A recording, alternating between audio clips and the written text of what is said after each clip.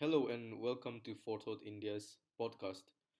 Today we have with us a very special, distinguished guest speaker, Professor Wade Allison, Emeritus Professor of Physics and Fellow of Keble College, University of Oxford.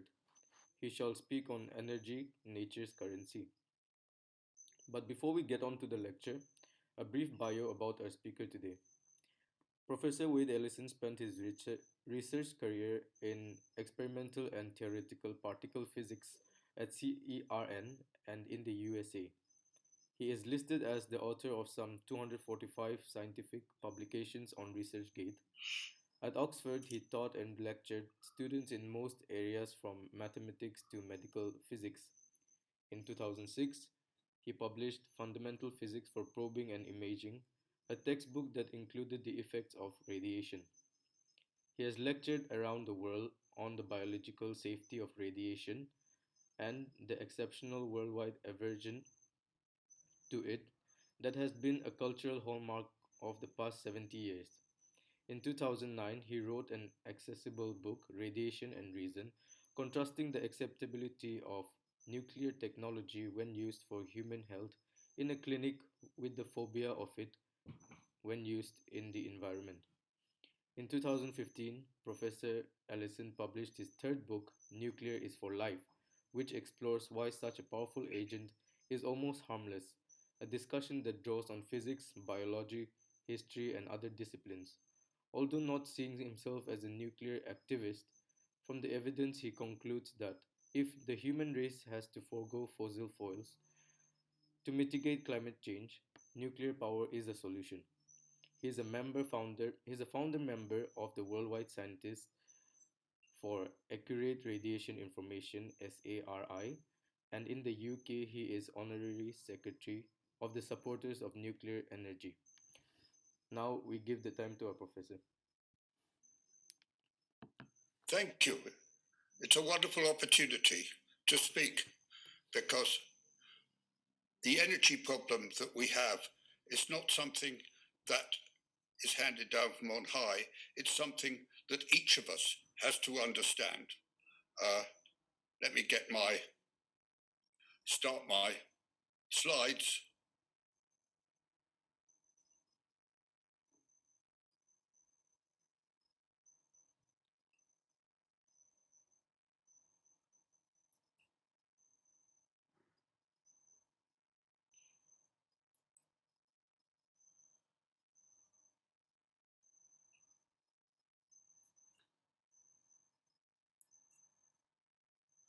Uh,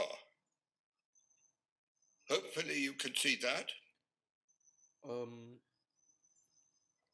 Are my slides visible? it's not visible yet. Oh, then I must.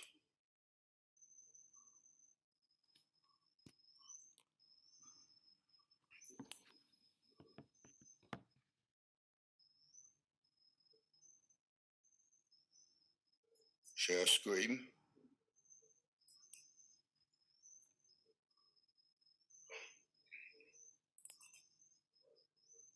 Okay, we can now see it.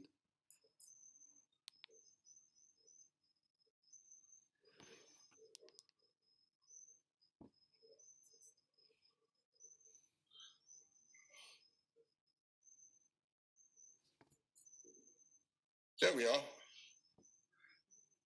So energy is something that we all have to worry about, and that's true of all life. Flowers and vegetables all have to take care of where they get their energy from. So it's not just a matter of big modern states. And I want to share these thoughts with you. It's rather like a currency. Now, what do we expect of a currency? We expect that its value is preserved. We want it to be actually useful, and we want to be able to store it. And cash, paper with pictures of famous people on there is really just a joke. These nasty pieces of paper, we can store them. but they're too easily printed, and that's not a good idea. Alternatively, traditionally, we can have gold, and gold is easily preserved because it doesn't go away, and they can't make more of it. But it's not actually very useful, but yes, it's easily stored. But energy is much better. As we will see, you can it's absolutely conserved. It enables life. It's useful. In fact, it's essential. And the business of storing is something that we need to talk about.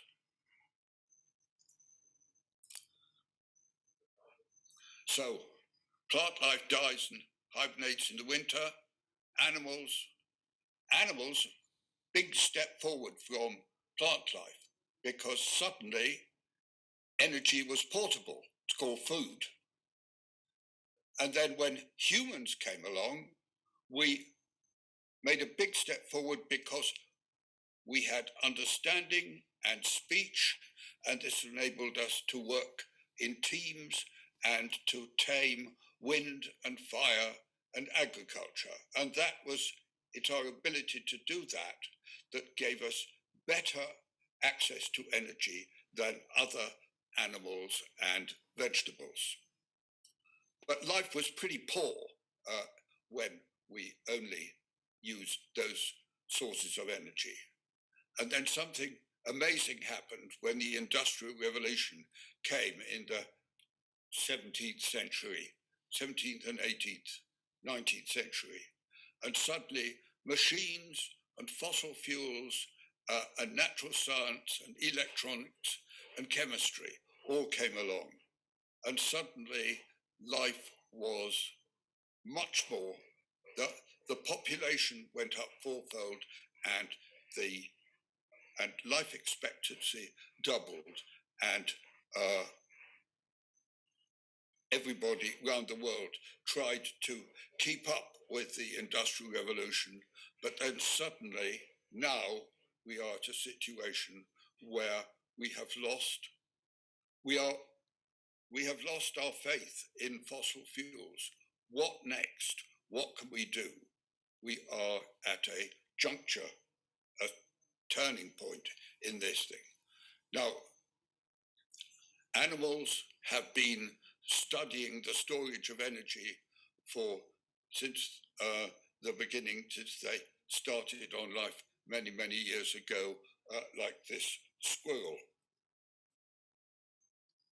And then there was this point 600,000 years ago when we got our act together, started working together, and took fire into the home. Now, that was a crazy thing to do. Fire is very dangerous. And the Green Party, the environmentalists of the day, who said it was very dangerous, they were right. But thank goodness they didn't win. And they went home and they were very cold and they didn't have any fire to cook their food on. And they died out. And the followers of fire were the ones who won. And that is where we are today. Now, as I've said, it's you who have got to decide. I hope I'm speaking to young people as well as older people. What you see may be frightening, other things you see may be exciting, but the important things are what you understand from nature. That is to say, understanding natural science, that is to say, really means putting in the numbers. Now that's what we're going to do today, is to show you the effect of putting the numbers into our studies of energy. Now, that's you and what you understand and learn at school. But unfortunately, then comes everybody else. And when lots of people get frightened, you get superstition and panic, and life becomes unstable. Society becomes unstable. If there's too much excitement, you get enthusiasm, speculation, must have, and thing is equally unstable. The important thing then is to be aware of these aspects of groupthink and make up your own mind. There's nothing new. Adam Smith, the great 18th century economist, said, "Science is the great antidote to the poison of enthusiasm and superstition." And so he understood exactly the point that is being made here. Fear and excitement can be very, very deceptive, and we need to realize. Some of you may know in medicine, if a diseased person thinks they have been given a treatment when they haven't, they may still get better. Quite a lot of them will get better. And so when drugs are being tested, it's necessary not to tell people whether they've been treated or not, because otherwise you may be deceived by these effects. Now, that is a good thing. What is not so good is the opposite. When you tell a healthy person, a healthy person falls ill because they think they've been infected or irradiated when they haven't. And they may become genuinely ill or genuinely die, really, because of the effect of the depression. Now, in the olden days, this occurred when people were cursed by witch doctors and so on. These things really do happen. And unfortunately, at Chernobyl and Fukushima, it makes exciting TV dramas like a murder mystery. But people became frightened and they became ill when in fact they had not received any significant. We have to look at that very carefully so that we can see both sides of the. So we've got to look at the natural science of energy, not the rumors that we see from what we see on TV, but actually to look at the natural science. Of course, there's a difference between the natural science of energy, which is the world as we find it, and man-made technology, which can be very exciting and speculative and frequently wrong. It's very important that that sort of thing happens. But I'm talking about natural science, that is to say, how the world works, even when we aren't, when the man is not here. Now, what natural science of energy, there are two things. They're called the first and second law of thermodynamics, but they don't have to give them those long and complicated names.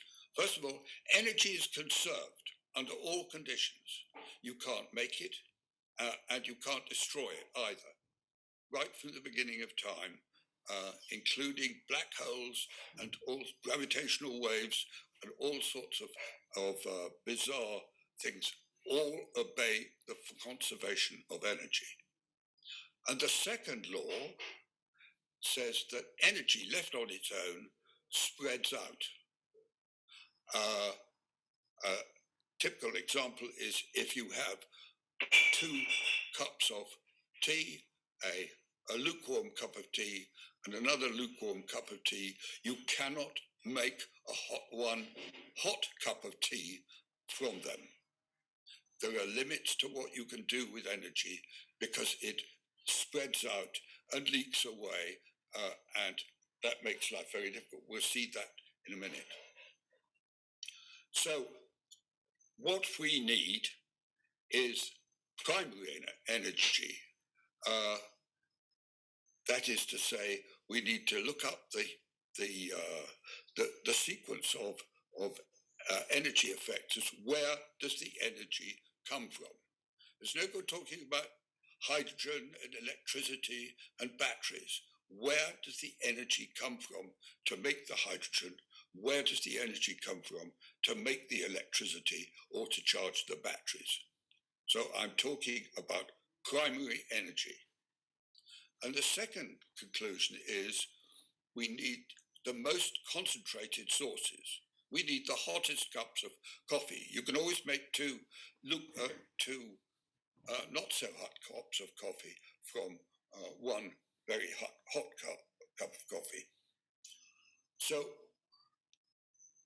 and this is a problem because almost all such sources of primary energy have already dissipated on the Earth. The Earth's been here for 5,000 million years, and almost all sources have already dissipated.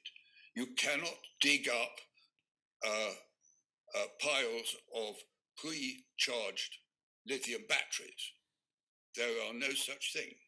So the question is, what are the sources that haven't already dissipated? Where are they, and what are their energy densities? That is to say, how concentrated is their energy?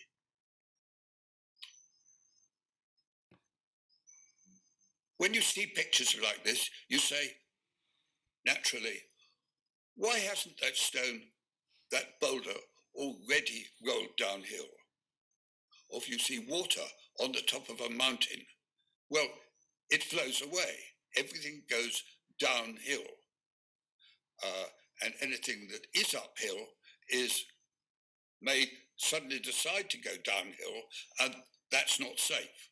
So safety is the other side of finding a really concentrated source of energy. And energy may be concentrated for many, many years. The timber in the roof of the cathedral, Notre Dame Cathedral in Paris, had been there for 850 years. But once it caught, once it started to burn, it dissipated all its energy. And that was very dangerous. And then more recently, there was a fire in London where energy was dissipated. Energy and stored energy are really no different, but it's the safety of, there's no good than being so safe that we can't get the energy out. So safety has two sides. One is to make it safe, the other is to be able to get access to the energy when we want it. Now, the first kind of energy is energy which we might call clockwork, where we can see it. It's moving, falling,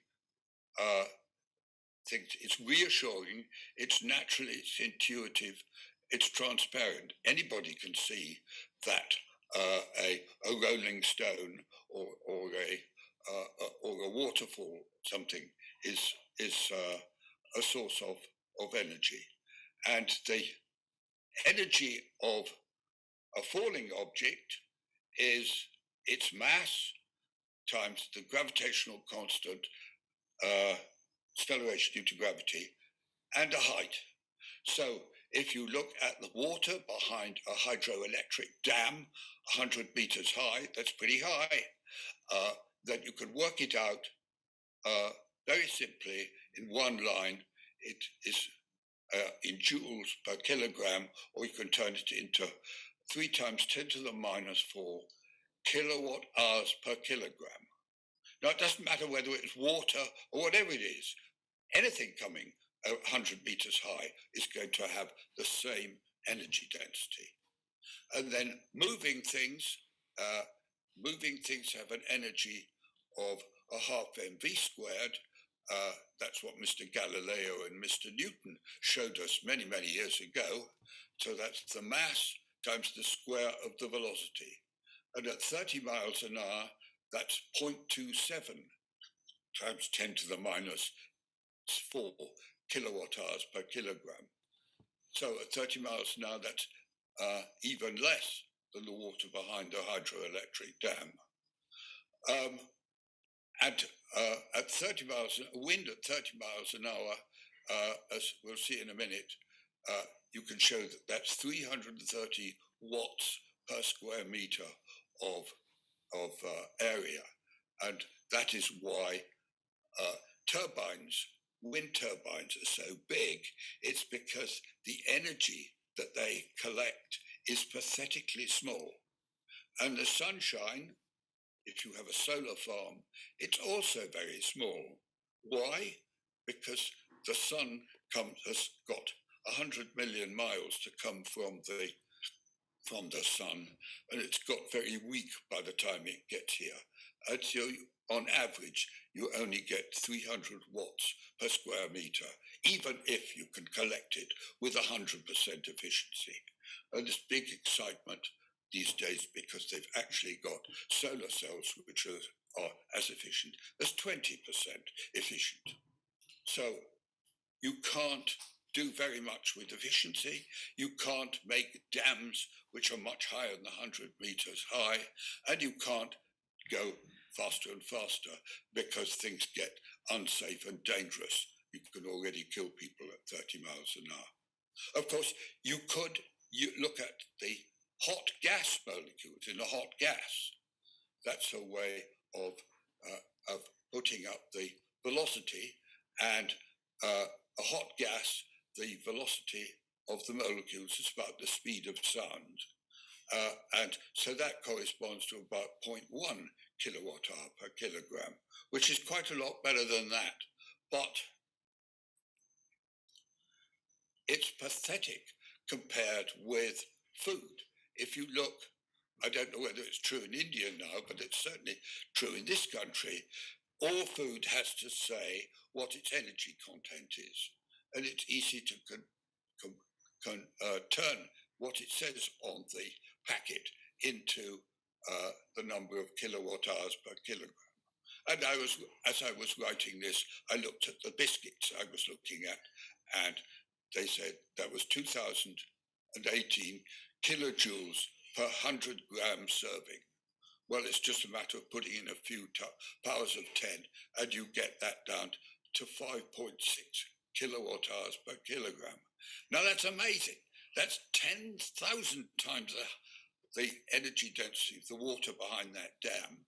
It's even 56 times the energy of the superheated steam that we were just looking at. Now, food, of course, is chemical. But what the hell does chemical mean? Where is the energy hidden? What is the clockwork? That's a serious question. What is chemistry? Now, there are other things going on. Do you realize that when you turn a light switch on, the electrons travel through solid copper wire to the light? There's no clockwork, but something very funny is happening. It's not like a water pipe with a hole down the middle. It's a solid piece of copper. Something very funny is happening, although we do this every day so we don't think about it. The answer is that this extra energy, what is going on when electrons move down a copper wire, or in food, or in chemistry in general, is in fact a consequence of quantum mechanics. Now, this is called modern, but in fact, it was all stitched up and sorted out in the 1920s. So it's nearly 100 years ago. So just because the commentators on the television don't understand it, it doesn't mean to say that it's new. Everybody over the age of 10, 12 or 14 should be learning what quantum mechanics does, because it is so important for our future. And it essentially says that all matter is described by waves, just like all music is described by waves in the air.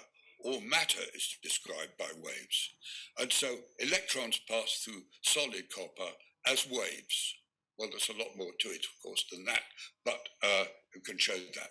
Now, an electron trapped in an atom still has energy half mv squared, just as Newton and Galileo taught us. And but it's trapped inside. Its wave, we'll have a look at that in a minute.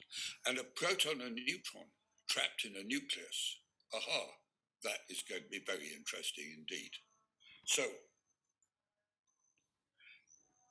let's look at the world we live in. Here's, in symbolic terms, here's us, 1 to 2 meters on the scale of 1 to 2 meters. 10 to the 5 times smaller are the cells that our bodies composed of.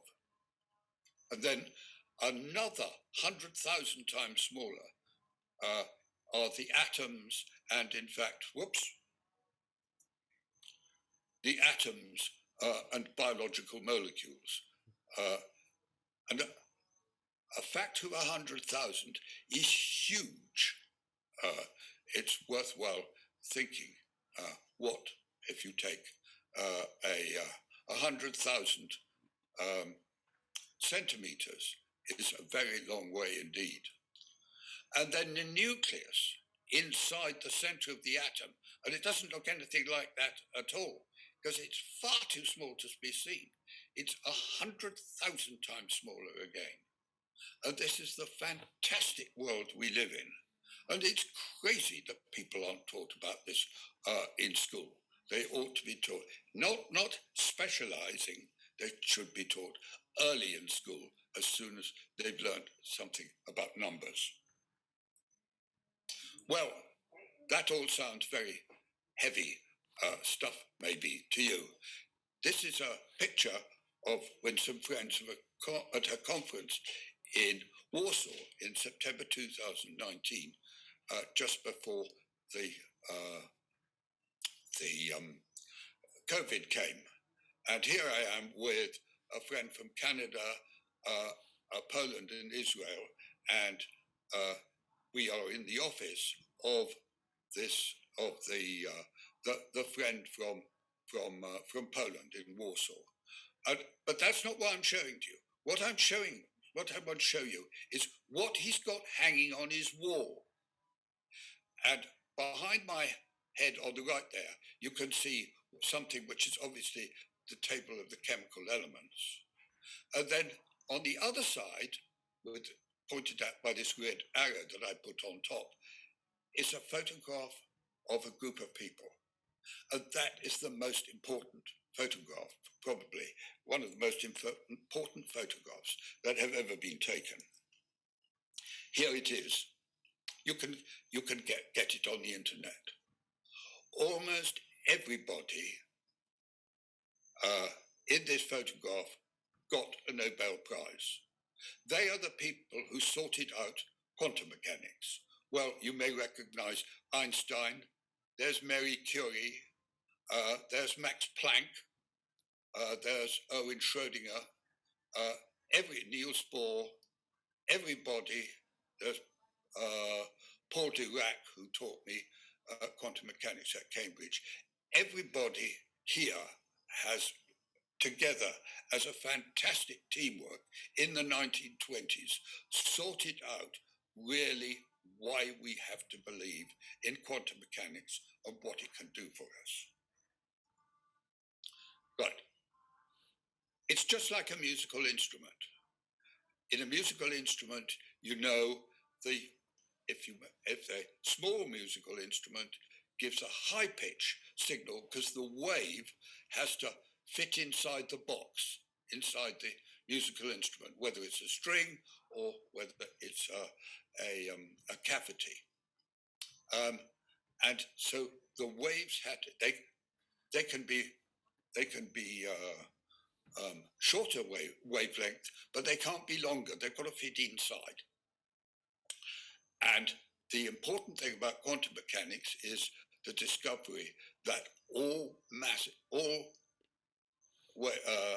particles have, with a momentum mv, have a wavelength which is a constant divided by mv, and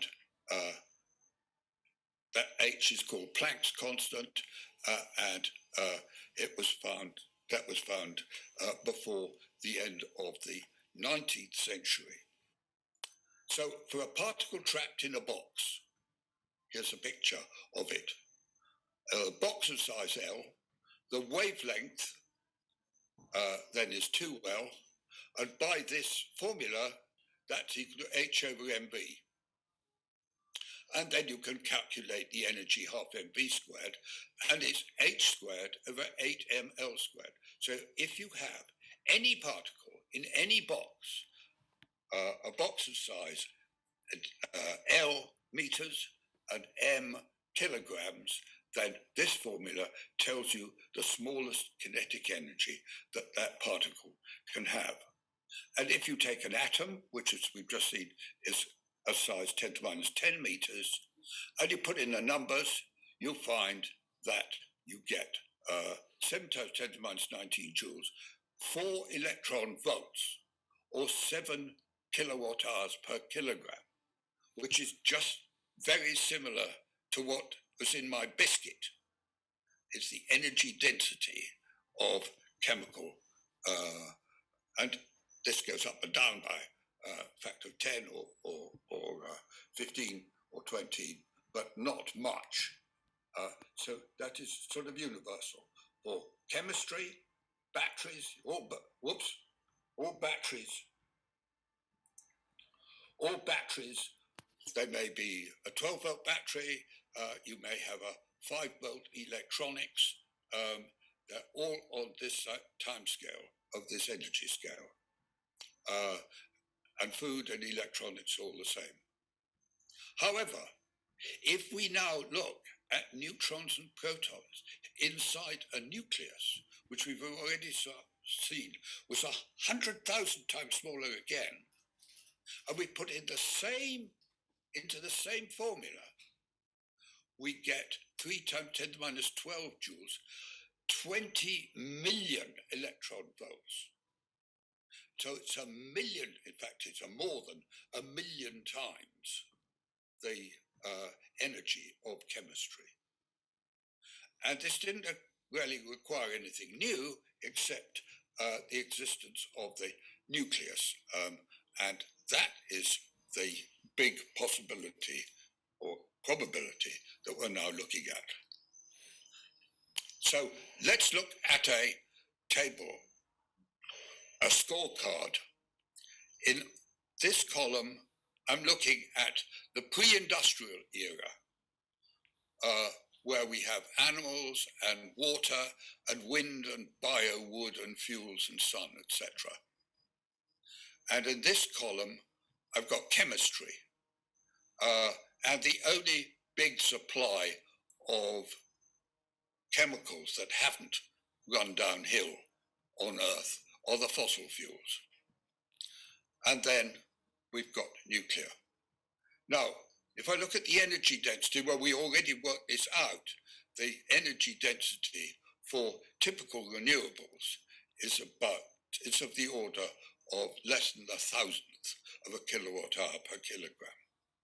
Whereas from the biscuit and the batteries and everything else was something like 1 to 7 kilowatt hours per kilogram. And of course, the difference between those two is responsible entirely for the enormous improvement in the quality of life that went with the Industrial Revolution. In fact, you can express this by looking at the lifetime fuel needed for one person for all of the energy for the whole of their life, assuming living in the first world with full expectations of transport and holidays and heating and all the rest of it, that could be supplied by 10 million tons of water behind a 100-meter high dam, a huge amount of water, or by 500 tons of coal, or by 1 kilogram of pure uranium and thorium fully used. So there's a huge factor here.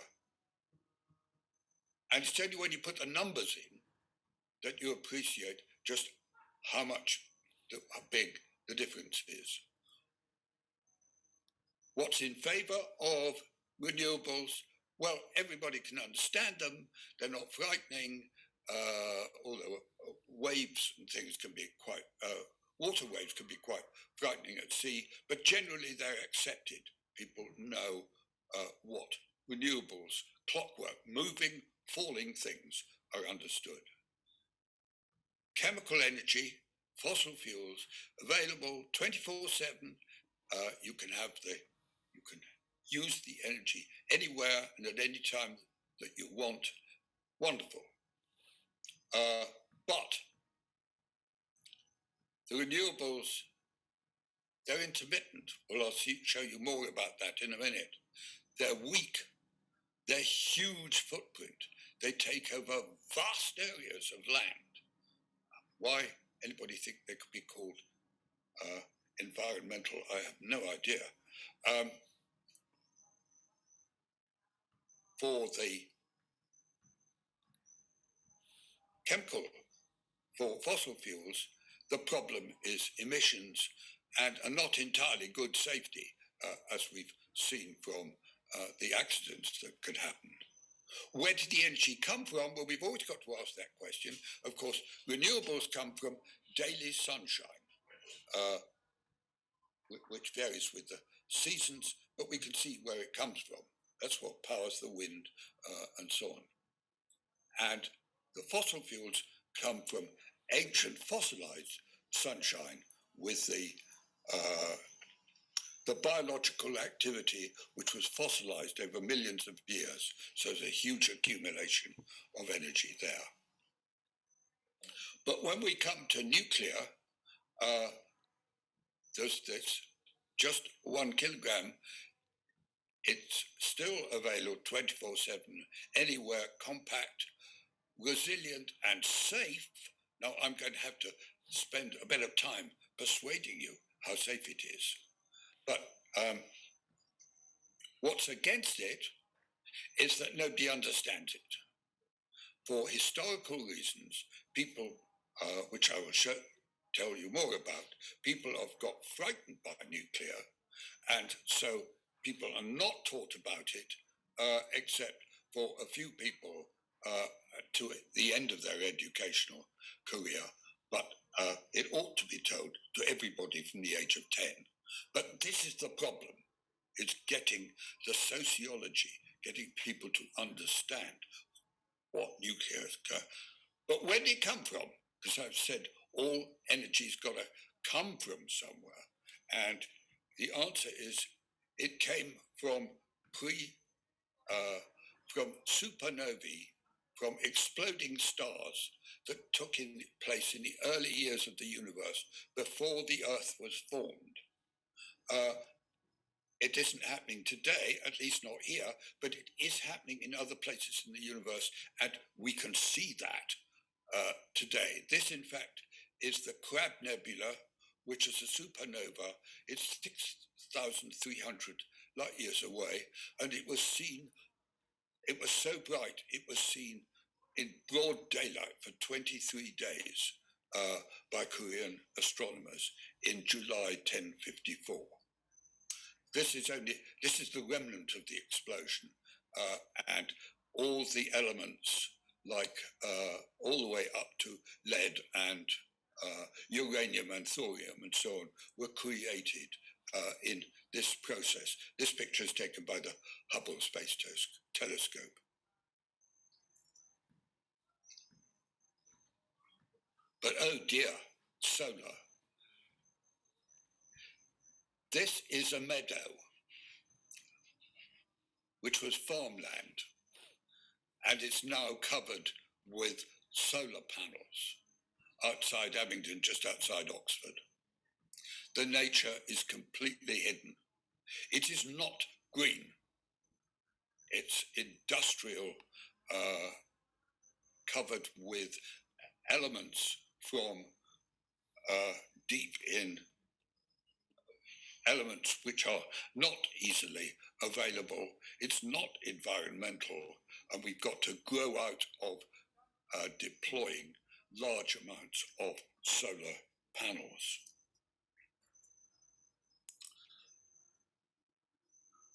when you build things that are very big, if there's a hurricane or other environmental, then these big things are easily trashed. Nuclear power stations are in fact extremely resilient because they're small and can be built behind thick concrete and they're not easily trashed. The real problem is that renewables are unreliable. Now you will remember that when we worked out the power of the wind speed, it came out as the wind speed cubed. And that means if you halve the speed of the wind, the power goes down by a factor of 8, which is only 12%. So it may look as if the wind's blowing okay, but wind fluctuations are awful. And if the wind doubles in speed, which it also does quite frequently, then the power goes up by a factor of 8, and you have to try and turn the wind generator off, because otherwise it will destroy itself. And unfortunately, that has happened in quite a number of places too.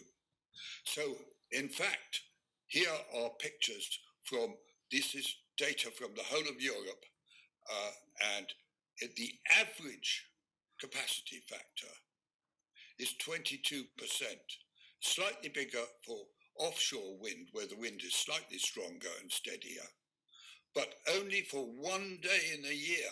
This is the whole of 2018, the whole of Europe. Only one day in the year did the energy produced by electricity produce half what it said on the packet, 178 gigawatts of installed capacity. So this is taken from the Wind in Europe report, not made up by me or anything. Here, something from this year. This is offshore wind. I said offshore wind is better, more constant than onshore wind, doesn't fluctuate so much. And this shows the wind output from the whole of the UK in the last 30 days. Now, it's nominally, when it says 10K there, that's 10 gigawatts,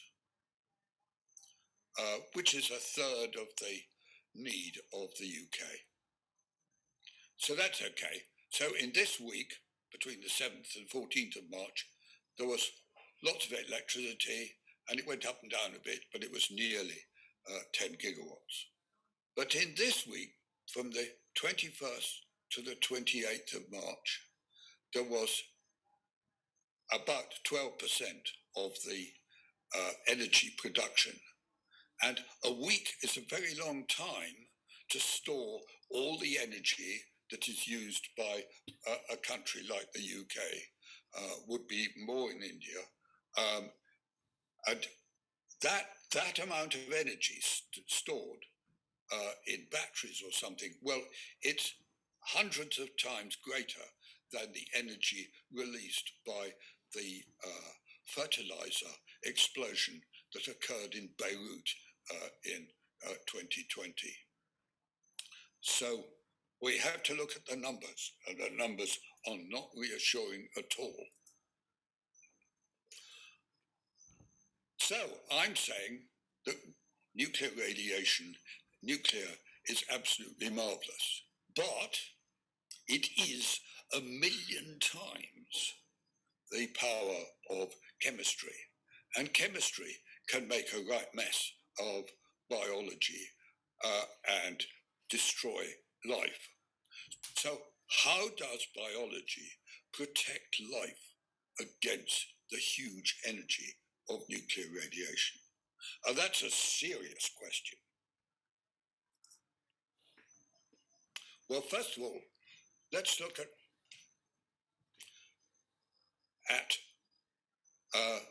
life which is not aware, like the placebo effect, is not aware that it's been received radiation.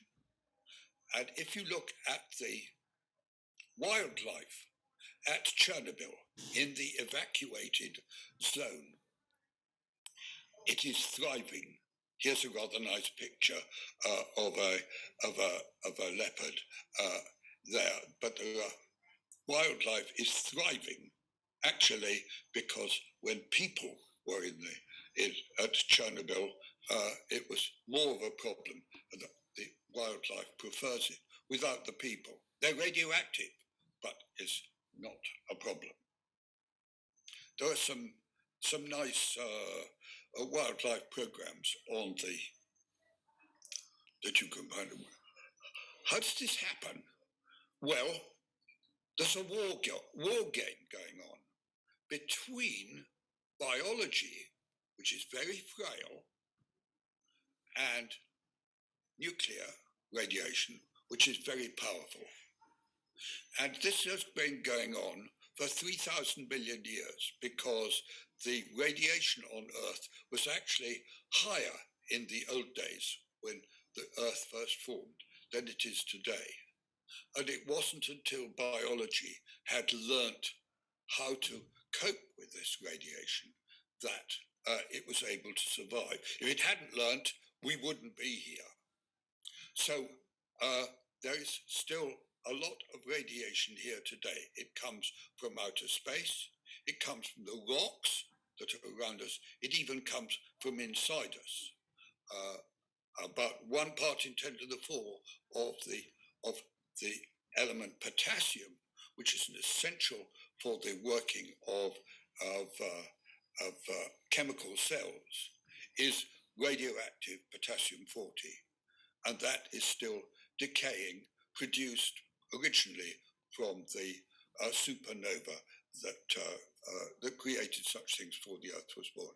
Now, not only can radiation bust the cells of life, but so can oxygen, and so can viruses, etc. And life is constantly battling against these.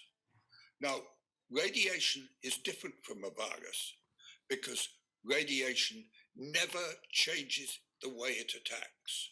A virus changes, as we know, it mutates, and you just learned how to put a vaccine to deal with one mutation, then the next one comes along.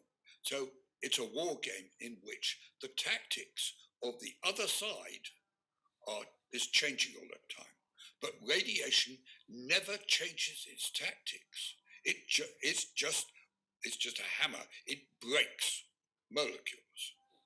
So in 3,000 million years, biology has learned how to win this game.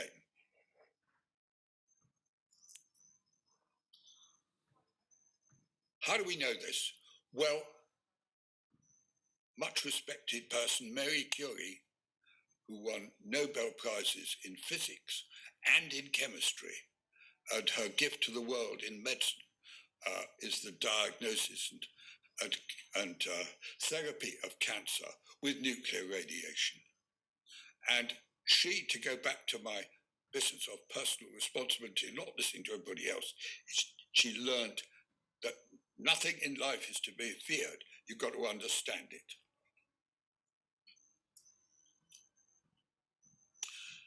And so she did. And in the early years of the 20th century, nuclear radiation was used very effectively, as it still is today, for medicine.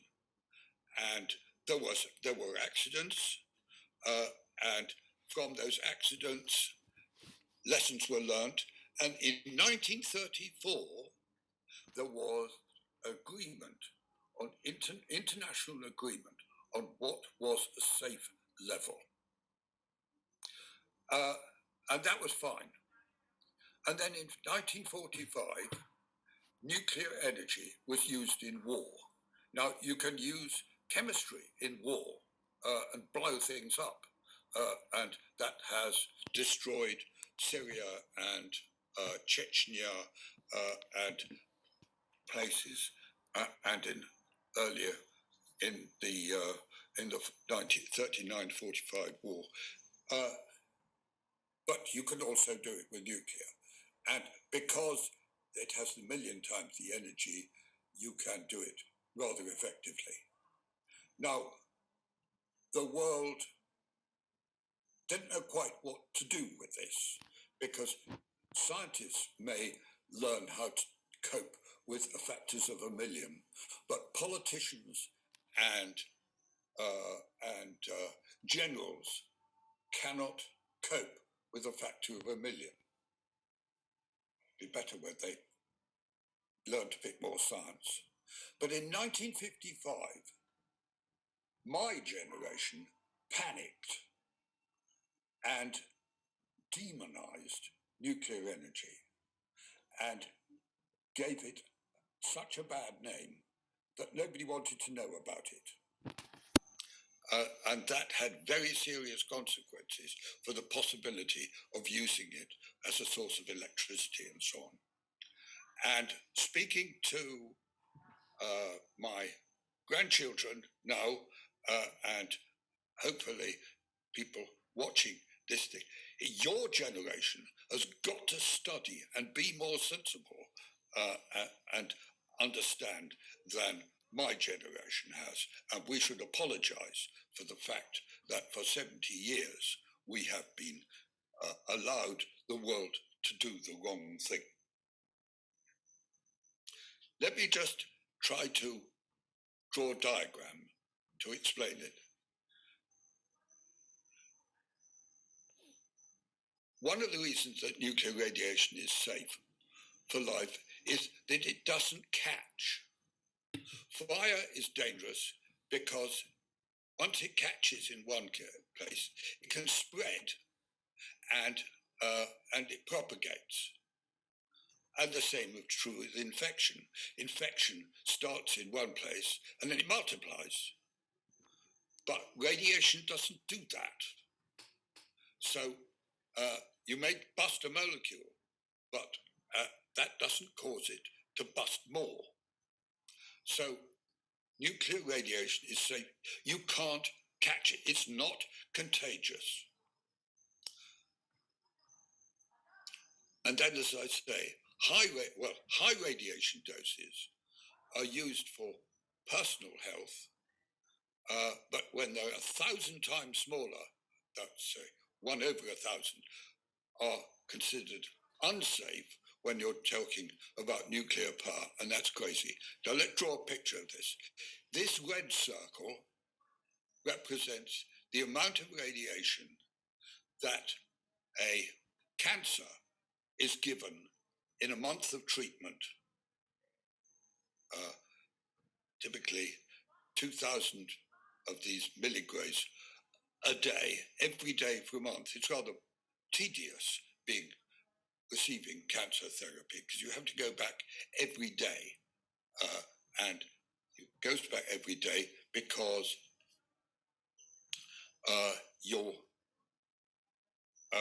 because the cells of the cancer just get smashed every day before they, whereas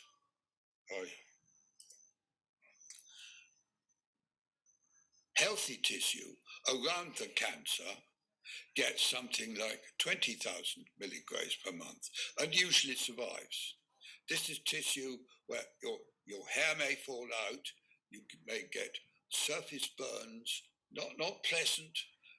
There's a 5% chance of getting a cancer from this level of radiation, but it's usually watched and treated. And in fact, when doctors are giving cancer therapy, they give as much as they can to the cancer and try to keep this yellow circle in check. So it's a fine balancing act, but after a century of using radiation for cancer therapy, the doctors, thank goodness, know how to do it. But tiny little green circle is a radiation dose in a month, which is never harmful. When I say never harmful, nobody died as a result of receiving that. Those inhabitants of Hiroshima and Nagasaki who were bombed, who received this much radiation, did not die in the following 50 years from the effects of cancer or anything else. So we know that the green circle is safe. And you could do this, check this with treating mice and animals in the laboratory, and they will not be affected at the level of 100 milligrams per month. And this, in fact, this agrees with the safety level of 1934. Nothing that we've seen since 1934 changes the conclusion that 100 milligrams is safe. But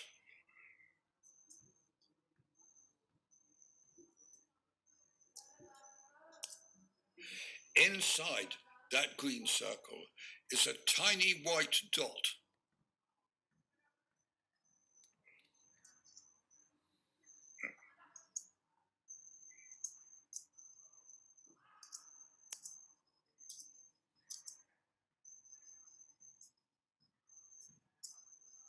It's a tiny white dot which represent 0.1 milligram per month, which is what has been decided by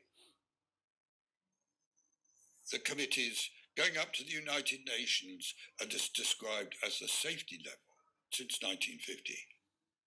And it's this safety level which makes nuclear energy absurdly safe, because it has to be provided with that level of protection. As you may realize, nobody at Fukushima, which is described as a disaster, wasn't a disaster at all. Well, it was a disaster for public relations, but nobody died from the radiation. They died from being evacuated hurriedly from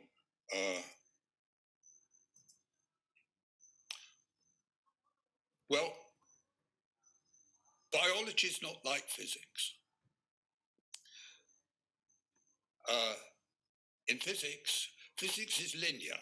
That is to say, most things in physics, if you have half as much, it's half as bad.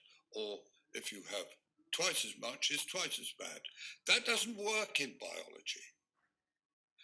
Very often in biology, if a lot is poisonous, a little may be healthy. And in fact, it's been shown that people who live in parts of the world where the radiation is higher live longer. I haven't time to show you that. But radiation in small quantities is good for you. Now, this little dog is a little puppy in New Zealand, belongs to an acquaintance of mine. I've never actually met him, of course, but one doesn't these days. But he's a member of SARI. And his little dog did a pee on the lawn here, on the grass, and the grass died. And so you might think that near the edge it would die a little bit. But it doesn't die a little bit.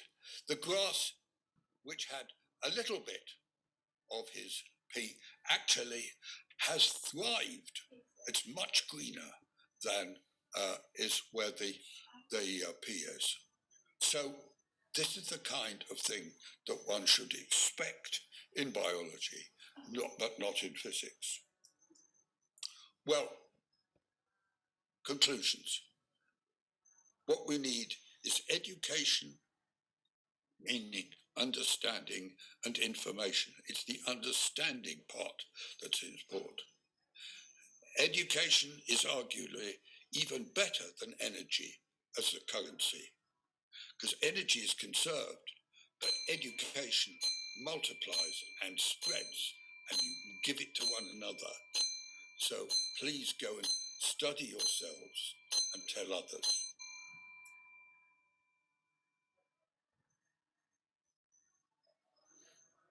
And to finish with, don't be afraid.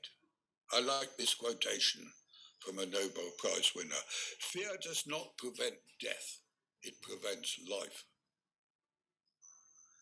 And in the world of employment and jobs and things, beware of opinion distorted by the security offered by a job.